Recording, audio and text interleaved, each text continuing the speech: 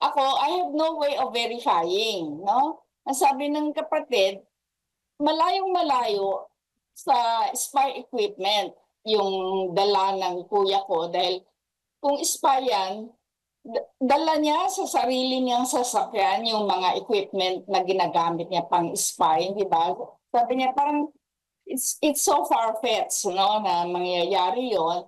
Eh, ang dala niya, eh, mga simple lang na commercial na klaseng router na ginagamit talaga sa road mapping.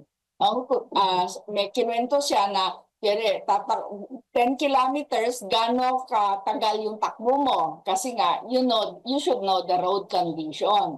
Malalaman mo ngayon yung kung gaano kabilis yung map mo maitatakbo yung 10 kilometers. So yun, ang sinabi sa akin, I have no way of verifying, pero sabi ko, yung mga nag-iimbestiga, tingnan naman ninyo yung equipment. Parang nagbigay agad kayo ng conclusion, chinek ba ninyo, no? Kung totoo ba yung mga accusations na ganyan.